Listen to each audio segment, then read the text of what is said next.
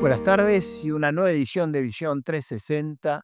Hoy con un tema, bueno, muy importante, como todos los temas que estamos tratando en este ciclo, que es el desafío de la sustentabilidad. Estaremos aquí con ella, con Caro Amoroso. ¿Qué hace, Caro? ¿Cómo estás, Dani? Hablando de algo que es mucho más que una moda o un signo de los tiempos, es como un imperativo que llegó para quedarse, ¿no? Sí, llegó para quedarse a pesar de los cambios que se están planteando a nivel internacional respecto a cómo encarar el tema de la sustentabilidad. Preguntaremos, bueno, si esto que algún gobierno, o la principal potencia, el presidente de la principal potencia del mundo está planteando como cambios en la sustentabilidad, ¿qué pasa con las empresas? ¿Qué pasa también con los gobiernos que no son los de Estados Unidos respecto a este tema, ¿no? Te estás metiendo con un tema chiquito. Para empezar, para arrancar.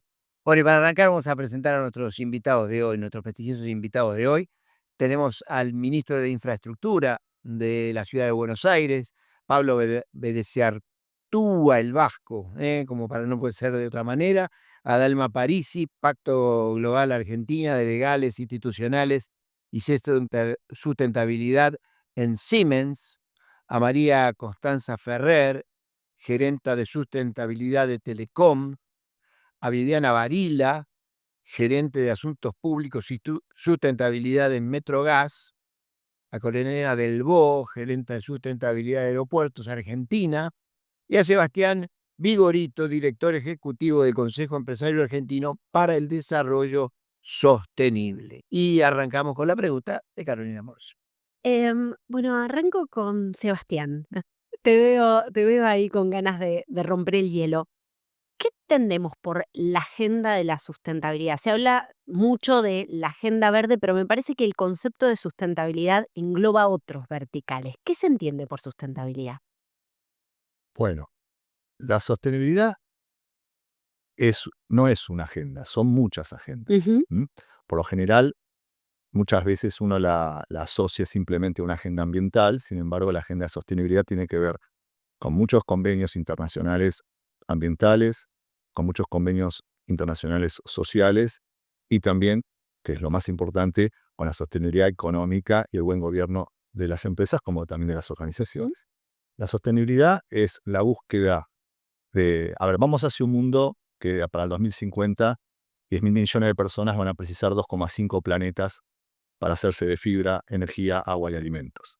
Como no tenemos 2,5 planetas Tierra, ahí entra la lógica de la sostenibilidad que hace que justamente reconozcamos esos límites planetarios y sociales y podamos crecer y desarrollarnos de una manera diferente a lo que hicimos hasta ahora, con mayor eficiencia, con mayor reciclabilidad y circularidad en las materias primas y en los productos, con mayor gestión de riesgos, un incremento en la capacidad y en la toma de decisiones de las empresas teniendo en cuenta las opiniones de los stakeholders. O sea que en realidad lo que es una forma de justamente de crecer y desarrollarnos en una manera que podamos llegar al 2050, 10.000 millones de personas viviendo bien dentro de los límites planetarios. En ese contexto, Pablo Belleciartúa, que es el ministro de Infraestructura de la Ciudad de Buenos Aires, la Ciudad de Buenos Aires, bueno, ha avanzado bastante en el tema de sustentabilidad, pero siempre está el tema de qué pasa con el transporte, ¿no? Que es hasta ahora un elemento contaminante de la ciudad, ¿no? Sí, te agradezco la pregunta. Las ciudades nunca fueron, creo yo, tan importantes para la economía como son ahora. El 80% del PBI global son ciudades, y especialmente las ciudades grandes, que además son las más productivas, donde se genera la mayor capacidad, diría yo, de la economía del conocimiento. Y ahí está Buenos Aires. Buenos Aires forma parte de esa liga de ciudades como otras ciudades grandes en la Argentina y en la región. Dentro de esa agenda, la agenda de la sustentabilidad, creo que la novedad está en que tenemos que avanzar en el cambio tecnológico y tenemos que avanzar en la inversión que genera que contaminemos menos, pero que también vivamos mejor en las ciudades. Y así, la ciudad de Buenos Aires, yendo a tu punto, está con una agenda nueva, ambiciosa sobre el transporte, que implica poner en marcha en las próximas semanas la primera línea 100% eléctrica de colectivos en la ciudad de Buenos Aires, que va a empezar a ¿Qué operar. línea es? Va a ser una línea nueva, le vamos a poner un nombre que es iBus, así la van a conocer. Va a empezar a funcionar a fines de este mes de abril del año 2025 y forma parte de una estrategia que llamamos el Plan Integrado de Movilidad, que es 100% eléctrica. Como otras ciudades del mundo, estamos moviéndonos al transporte eléctrico para disminuir las emisiones, pero también para lograr una ciudad más silenciosa, que es parte también de ser más sustentables y de poder usar el espacio público más. Buenos Aires tiene un espacio público extraordinario y hacer el transporte más silencioso y con menos emisiones también nos lleva a que vivamos mejor la ciudad, que sea una ciudad más atractiva. Y en esa agenda que decía, un proyecto es esta nueva línea que ponemos en marcha, que va a ir desde Retiro hasta San Telmo primero y luego hasta La Boca en una segunda etapa. Y también estamos poniendo en marcha otros 3 proyectos que son eléctricos. Uno es una nueva línea de subte, la línea F, que va a unir Barracas con Plaza Italia a través del centro de transbordo más grande de la Argentina, que es Constitución, y por las avenidas Entre Ríos y Callao. Estamos avanzando en ese proyecto que va a ser una licitación que hace el gobierno de la ciudad este mismo año, 2025 también, para buscar empezar ese proyecto el año próximo, 2026.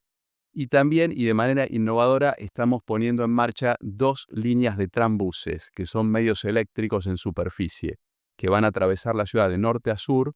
El tranbús 1, que le llamamos T1 o línea transversal 1, va a ir de Pompeya a Aeroparque, a través de Acoiti y Rivadavia, para darles una idea, y una línea similar a esa también de Pompeya a Ciudad Universitaria, más hacia el oeste, pasando por Flores.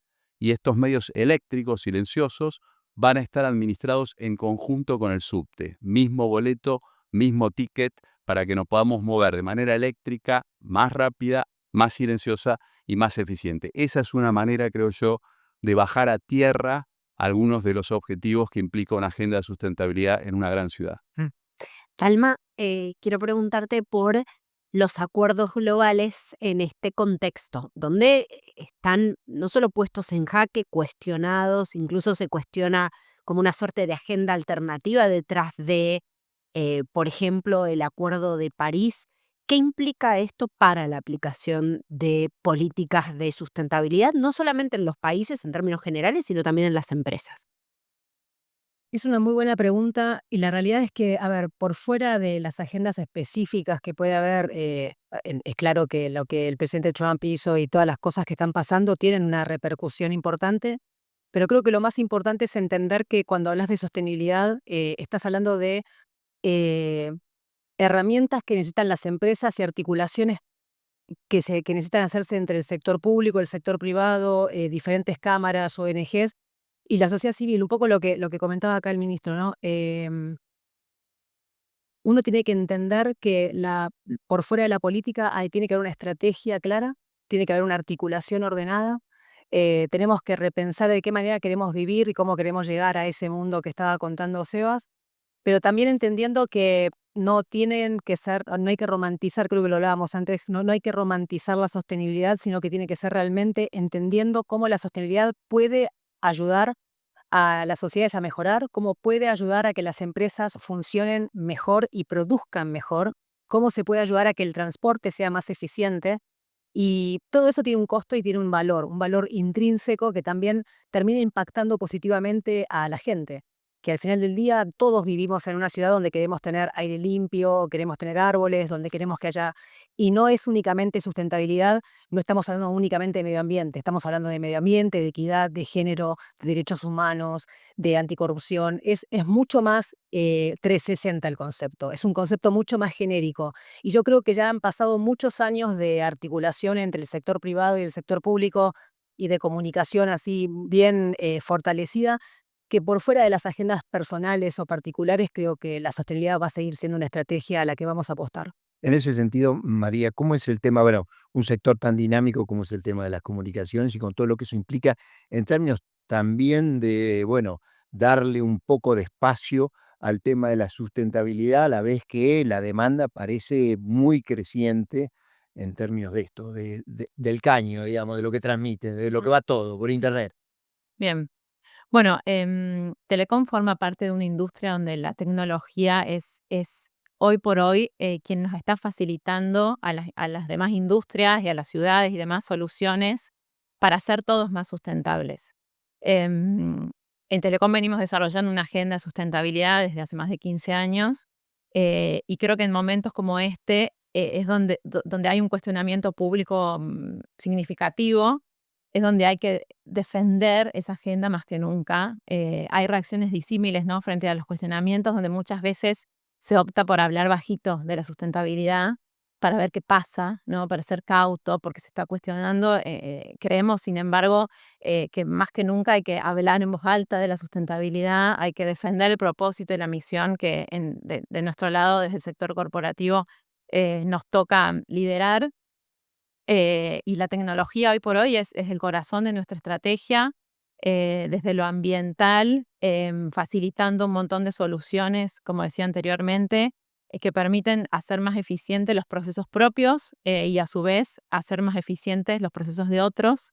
Hay un concepto que se llama Greening of IT y Greening by IT en inglés, que es como, bueno, esto de cómo esta virtuosidad que tiene la tecnología para hacer que la sustentabilidad sea una realidad en las operaciones propias y cómo a su vez ayudar a la cadena de valor a gestionar sustentabilidad. Y a su vez, bueno, en términos sociales, también hoy formando talento digital, que es una de las verticales que tenemos en Telecom, a través de distintos programas propios abiertos a la comunidad, donde estamos facilitando a las personas oportunidades de formación y aprendizaje en tecnología, para la adquisición de herramientas digitales, bueno, en un mundo tan cambiante como hoy. Así que en el caso de Telecom y de la industria, la tecnología hoy es un motor que potencia la sustentabilidad, y que permite, bueno, más que nunca, digo, seguir avanzando en los compromisos que tenemos.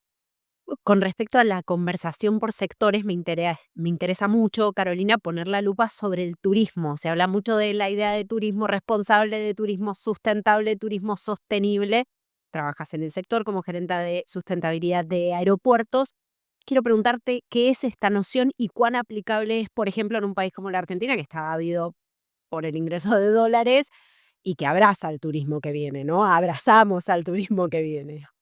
Bueno, en principio entender que el turismo sostenible, el turismo sustentable es el turismo que abraza la creación, que abraza el crecimiento, que abraza el cuidado ambiental, que abraza a esas comunidades y que las cuida. Estamos viendo lo que está pasando en el mundo, en donde tenemos un turismo que está totalmente desmedido y desbalanceado. Entonces, nosotros lo que estamos trabajando, y bueno, tu respuesta sí se puede trabajar, estamos trabajando, tenemos un proyecto dentro de aeropuertos que es bueno, el proyecto de turismo sostenible, que lo estamos trabajando en distintos niveles, ¿no? Desde la conversación que tenemos con nuestros pasajeros, en cómo tenés que viajar, cuáles son las características de ser un turista responsable, ¿no? Compra local, planifica tu viaje, hacelo en momentos en los cuales la ciudad no está detonada. Eso lo trabajamos en el eje del pasajero o del turista, que para nosotros es nuestro pasajero, ¿no? Después tenemos un eje que trabajamos que es el de el anfitrión. Todos somos anfitriones en nuestros destinos, cada uno desde su propia dimensión, ¿no? Pero algunos son anfitriones de negocios, de locales, comerciales, porque hay una cosa que es muy interesante en Argentina y es que el 90% de la industria turística en la Argentina está sostenida por pymes, por pequeños emprendedores. Entonces, sobre esa base estuvimos trabajando. Grandes generadores de empleo. Grandes generadores de Sí, empleos, ¿no? grandes generadores de empleo, porque el turismo genera entre el 10 y el 12% del empleo mundial.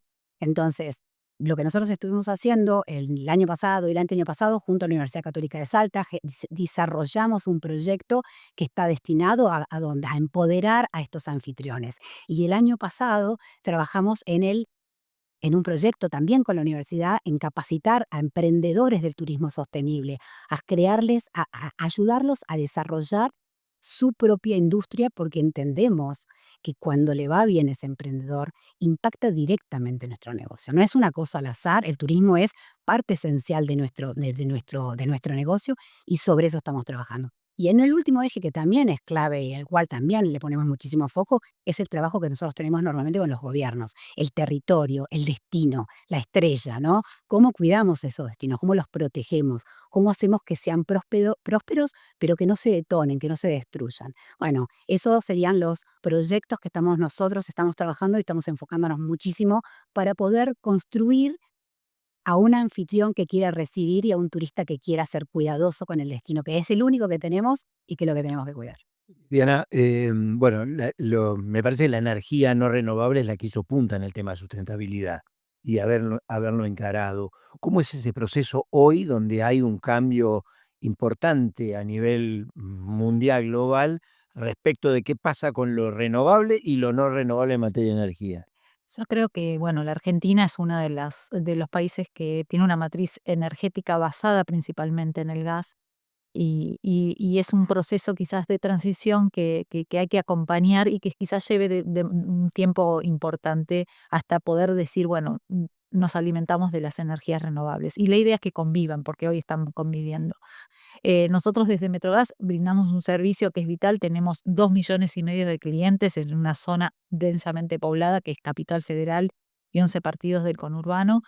Y la estrategia de sustentabilidad que nosotros tenemos planteada tiene que ver principalmente con pensar no solamente con brindar ese servicio todos los días, sino que sea confiable, seguro, sustentable y de calidad. Y en la pata sustentable tenemos un eje muy importante de trabajo que tiene que ver con el impacto positivo de acciones hacia esa comunidad. Eh, uno de los, como les decía, uno de los aspectos claves es que ese cliente elija la empresa, elija el servicio de gas natural y también es contribuir desde de otro saber hacer. Nosotros tenemos programas que tienen eje en la educación, en el cuidado del medio ambiente, desde también todo lo que tiene que ver con los programas de prevención de accidentes por monóxido de carbono, que es un eje muy importante de nuestro servicio, y todo lo que tiene que ver con un poco lo que planteaban en mayor o menor medida los distintos interlocutores que recién compartían, es el tema de las alianzas, la articulación. La construcción de la sostenibilidad también tiene que ver con construir alianzas de mediano y largo plazo y trabajar en territorios donde aparecen necesidades que no son solamente las ambientales.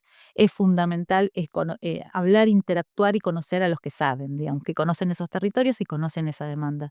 Y las empresas tenemos que poder transmitir esa posibilidad de impactar positivamente desde una mirada estratégica del negocio. O sea, cuando hablábamos hoy, decíamos, bueno, estas agendas tienen vigencia, no tienen vigencia, son cuestionadas, no son cuestionadas. Bueno, las empresas hacemos esa reflexión de ver cuánto de esas agendas contribuyen al negocio. Y no está mal pensarlo de esa manera. La idea es que sea un win-win, como se decía siempre, y que de alguna manera vuelva a estar presente en el discurso y en la práctica. ¿La sustentabilidad te juega a favor a la hora de ver el precio de la acción en el mercado? Sí, sí, porque creo que si se está integrada de una manera estratégica, que yo tenga un cliente que me elija porque brindo un servicio confiable y de calidad, no me cuestiona la tarifa, sino que entiende que esa tarifa tiene que ver con brindar un mejor servicio, que en definitiva todas las mejores que se hagan van a repercutir en una tarifa más eficiente. Ujú. Pablo, desde la gestión pública, por eso te voy a meter en este terreno que es complejo, pero que me parece interesante desglosar.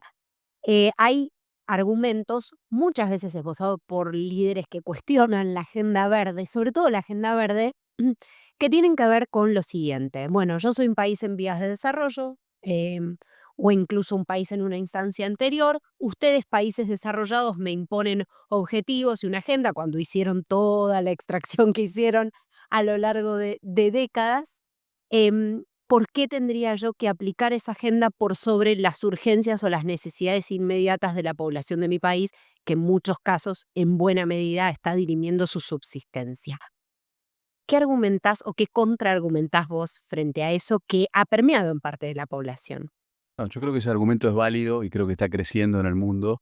Me parece que vamos hacia nuevos mercados que se están creando para valorar esos impactos y para ponerle un precio. Uno de los análisis que para la Argentina es muy relevante, la Argentina es potencialmente un exportador de energía de clase mundial, como sabemos, Sí. y lo que empieza a aparecer ahora es la posibilidad de exportar esa energía certificada con captura de emisiones en origen.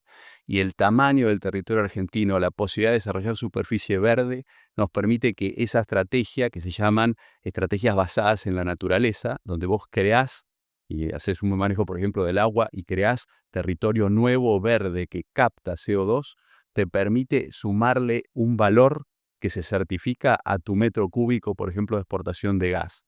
Desde el Centro Argentino de Ingenieros se ha hecho un estudio junto con la Academia Nacional de Ingeniería que se publicó el año pasado que demuestra que la Argentina podría, porque es mucho más barato, certificar y capturar en origen que en destino, supongamos exportando a Europa, donde hay menos espacio y los costos para neutralizar las emisiones son más caros.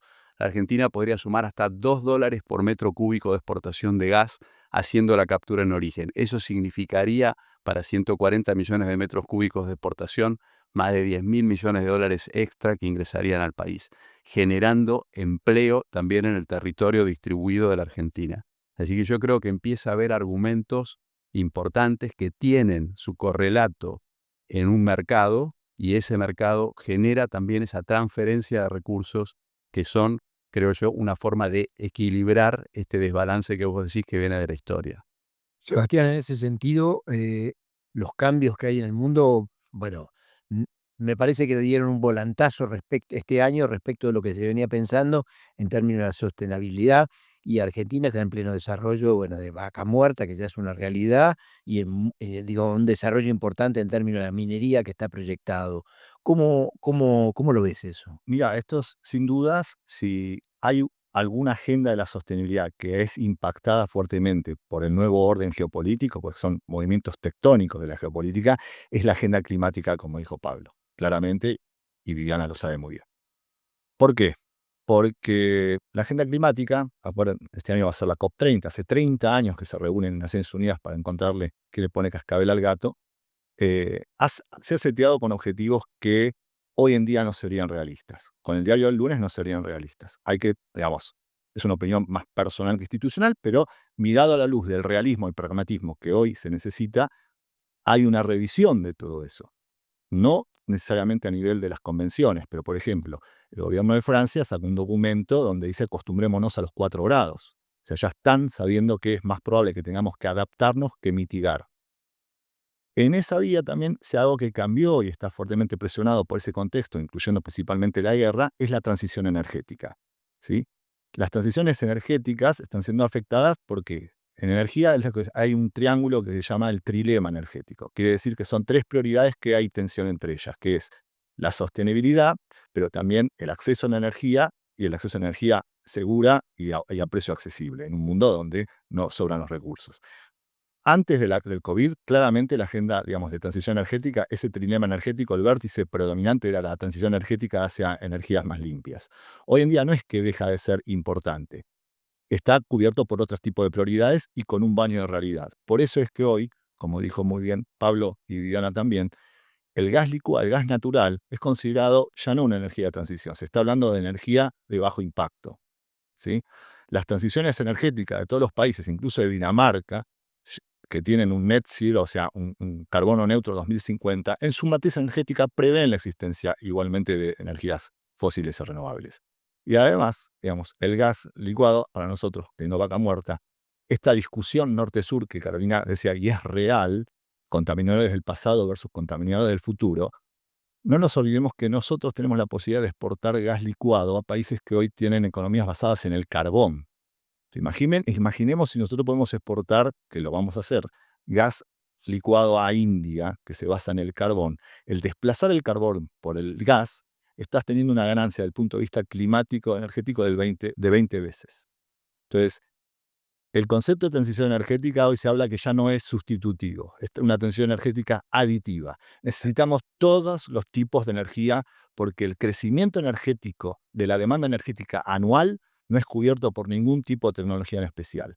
Y acá tareo las nuevas tecnologías, incluyendo la inteligencia artificial, que se está calculando que para el 2030 van a tener el consumo de prácticamente lo que es el 25% del consumo eléctrico de los Estados Unidos.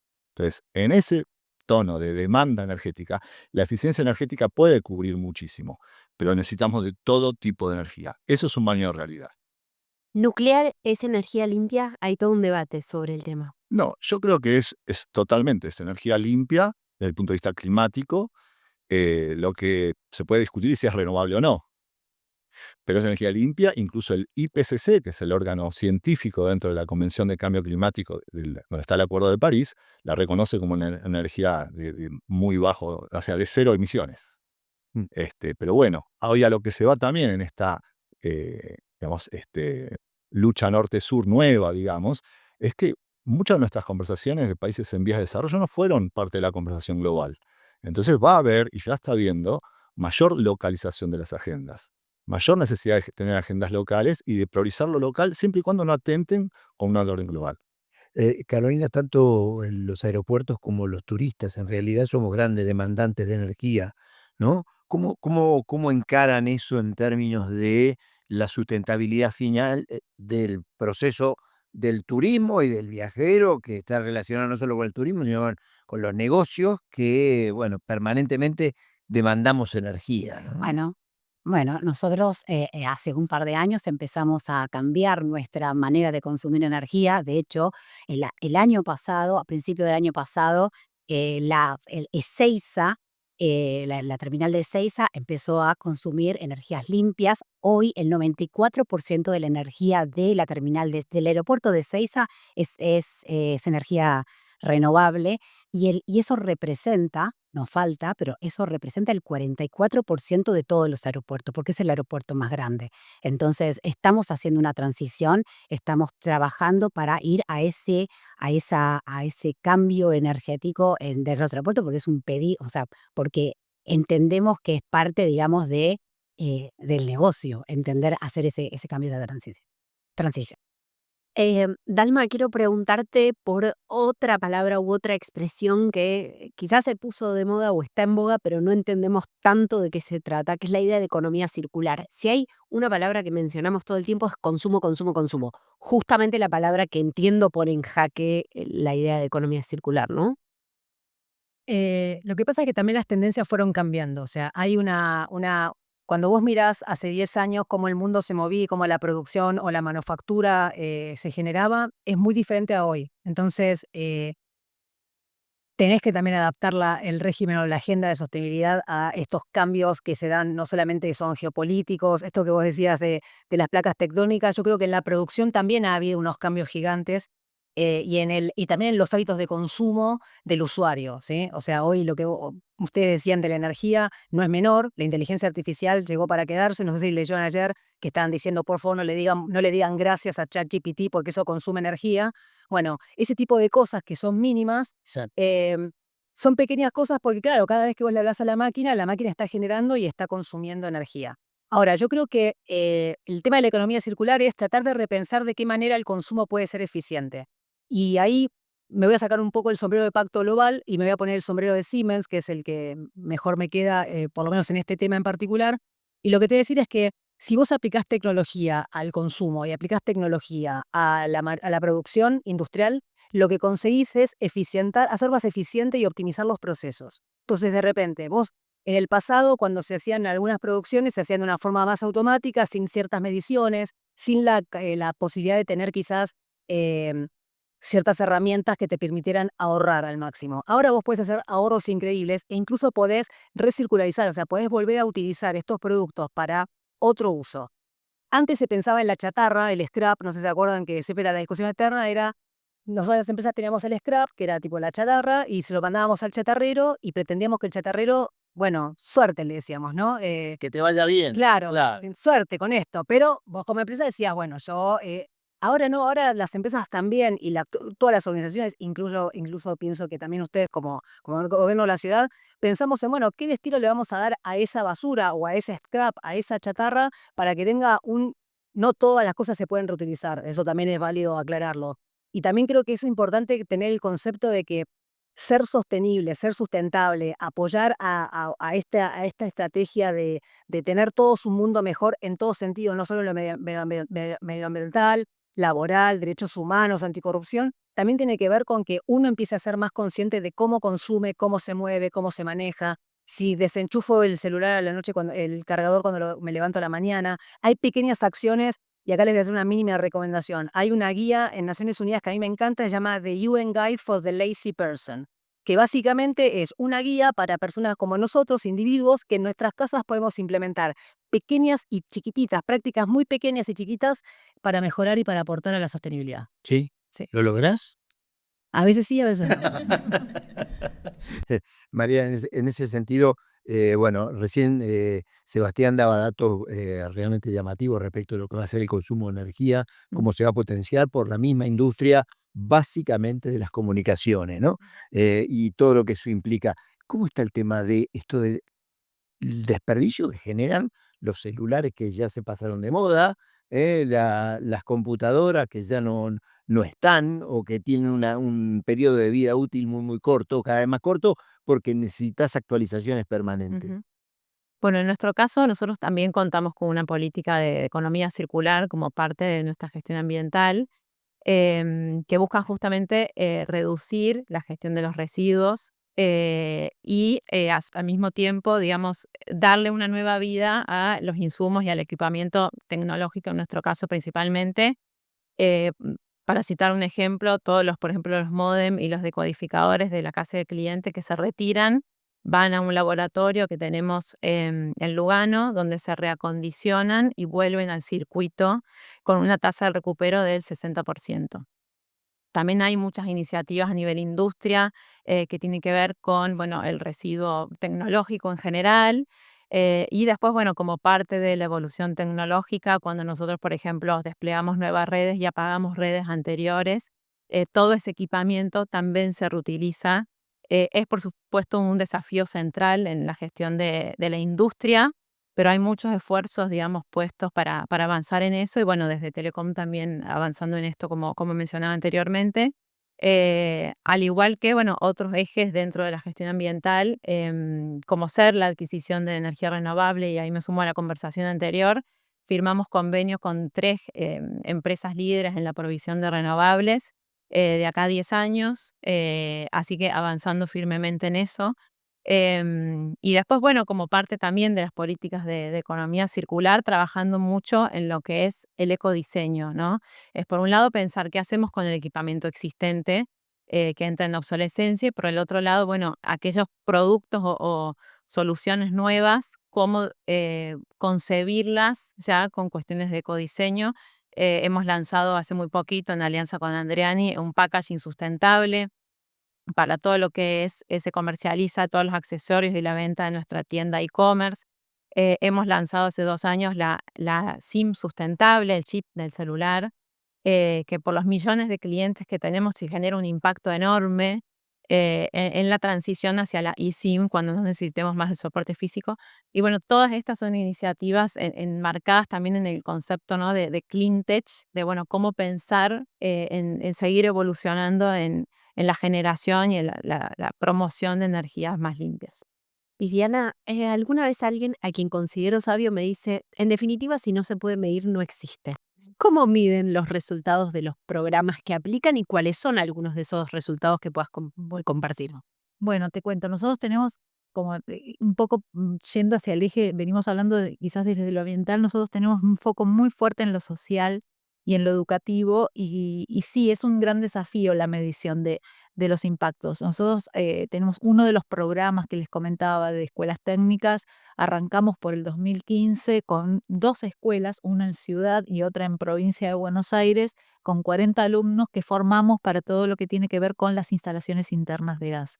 ¿Qué quiere decir esto? Que potenciamos el desarrollo educativo y el potencial de empleabilidad de jóvenes de escuelas secundarias que pueden el día de mañana ejercer como gasistas matriculados, que es una pata importante de nuestra cadena, que no son empleados de Metrogas, pero que sí tienen incidencia en el negocio, digamos, en el proceso en que la gente acceda una vez que hay un corte del servicio, que puedan reacceder. Y nosotros lo que hacemos ahí es trabajar y fortalecer esa currícula, cosa de que los chicos puedan el día de mañana ejercer de matriculados o introducirse en alguna carrera que tenga que ver con la industria. Un resultado concreto, hoy tenemos 3 personas, 3 chicos que pasaron por ese programa que hoy están trabajando en la compañía. ¿Por qué? Porque tuvieron, a la hora de evaluarlos, lo que tomamos en cuenta es que tenían un plus de formación que no solamente tenía que ver con una formación, porque no es solamente técnica, sino que también tiene que ver con aspectos éticos, aspectos que tienen que ver con conocer el mercado, con conocer y trabajar en su propio desarrollo personal, y que a su vez los introduce en un mercado un poco más amplio que es la industria de la energía, ¿no? Entonces, para nosotros es sumamente importante esa formación. La medición es todos los años, o sea, podemos medir resultados de gestión. El impacto es lo que más cuesta y es el desafío hacia adelante, pero bueno, un impacto concreto es que esas personas hoy están insertas en la industria y quizás en otras empresas también. Bueno, vamos al final. El final de esta visión 360 lo que tiene es la particularidad que la pregunta es común, en la cual ustedes van a ir exponiendo qué es lo que ven para adelante. Yo, en el caso de Pablo, te diría que tengo la enorme tentación de preguntarte en cuánto tiempo va a cambiar el transporte de el gasoil al transporte eléctrico en Buenos Aires. Ya, está pasando ya. En las próximas 3 semanas empieza la primera línea 100% eléctrica, como dije, a fines de abril. Y estamos avanzando con la primera transversal 1 que dije, 100% eléctrica, que va a atravesar la ciudad de norte a sur, va a empezar a operar el año próximo y en el 27 la segunda. Así que es una realidad en la cual estamos avanzando. También contemplamos el uso de gas para el transporte público, que tiene ventajas que son importantes y Argentina es productora de gas, así que vamos a avanzar en eso. La ciudad desde hace 8 meses administra 31 líneas de colectivos, regula 31 líneas de colectivos por primera vez. Así que estamos empezando a hacer políticas públicas que hacen esa transición. Y avanzamos también en la movilidad activa, que ya está funcionando. En el último año y medio sumamos 30 nuevas estaciones de Ecobici, que es el sistema de bicicletas que tenemos públicas en la ciudad, que hoy ya cubren, gracias a esas 30 nuevas estaciones, los 48 barrios de la ciudad. Así que el cambio es permanente y creo que lo vamos a ver en los próximos tiempos acelerarse. Ujú. La mirada hacia adelante, ¿cuáles son los desafíos de la sustentabilidad hacia adelante? Para mí, los desafíos voy a ir más que nada por las oportunidades mejor, que es trabajar en red, trabajar en equipo, compartir mejores prácticas, sumarse a Pacto Global te puede ayudar mucho como compañía. Si no tenés las herramientas, pues las podés desarrollar. Pero creo que el gran desafío es empezar a entender que a todos nos está pasando lo mismo y que si compartimos estas experiencias podemos tener oportunidades mucho mejores. María. Bueno, creo que lo que está pasando es muy interesante. Diría que no hay que amedrentarse, digamos, frente a los cuestionamientos, sino al contrario, seguir adelante, seguir, digamos, no generar el riesgo de que se ralenticen los logros alcanzados en materia de sustentabilidad y los logros potenciales. Creo que estamos viviendo un mundo muy, muy cambiante, pero aún así, y más allá de los cuestionamientos, los desafíos de la agenda de sustentabilidad global en términos sociales, ambientales, no varían y es más, tienden a sofisticarse, con lo cual creo que desde el rol que nos toca desde el sector privado es continuar avanzando firmemente en los compromisos que nos establecimos, estar midiendo todo el tiempo qué es lo que está pasando, un poco lo que decía Sebastián, de ir adaptándose y tener esa flexibilidad para hacerlo. Y bueno, continuar trabajando con el compromiso con el que creo que todos lo estamos haciendo, con esa convicción que se siga contagiando y seguir adelante. Viviana, y yo tres. Bueno, yo creo que, como también planteaban, es una oportunidad y quienes venimos por ahí hace varios años con estos temas, sabemos que existen momentos en los que hay que aprovechar la oportunidad para instalar y seguir consolidando las estrategias de sustentabilidad, tanto en las empresas y en articulación con el sector público, con quien venimos trabajando desde hace mucho, y también con las organizaciones sociales. Em, no es el primer momento en que estas agendas puede ser cuestionada. Quienes trabajamos hace más de 10 años en esto sabemos que lo importante es poder consolidarlo como en un sentido estratégico. Si logramos que la gestión de sustentabilidad esté alineada a la estrategia del negocio o a la estrategia o el propósito de la organización, es la forma de consolidarla y seguir trabajándola y desarrollándola. Carolina, mi tocaya. Bien. Tengo una mirada bastante optimista. La realidad es que en este mundo de la sustentabilidad siempre hemos ido, vamos para atrás y vamos para adelante, pero lo que sí pasó ahora es que la sustentabilidad penetró en las empresas. Ya no es más un área, no es el área de sustentabilidad. Hoy cada una de las áreas, distintas áreas de la compañía, tiene sus propios indicadores de sustentabilidad. Hoy no se nos ocurre a ninguno de los que trabajamos en una empresa gestionar sin un dato, la transparencia del dato, gestionar nuestro impacto ambiental si no es de una manera responsable. Son valores, valores que llegaron para quedarse. Entonces, mi mirada es eso. Yo creo que la sustentabilidad es una manera de hacer negocio, es una manera de liderar. Entonces, creo que estamos en un momento medio bisagra, pero normalmente lo que pasa es que sigue avanzando sigue conquistando nuevos territorios. Sebastián, Visión 360. Bueno, yo creo que en el mediano plazo vamos a ver una readecuación, un recalibramiento de las agendas como cualquier agenda seria. O sea, la sostenibilidad corporativa no es rocket science, pero tiene mucho de ciencia y de tecnología y de técnica. Eso no hay que olvidarlo.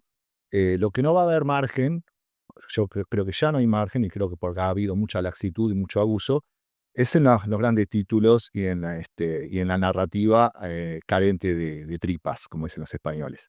Es decir, cualquier estrategia, programa, política, acción que no pueda ser evidenciada a través de un business case concreto para la empresa, no va a ser muy difícil, primero, de hacer el buy-in, la venta interna dentro de la compañía. Y segundo, para los accionistas, es decir, yo que gano con esto, digamos, ¿no? Claro.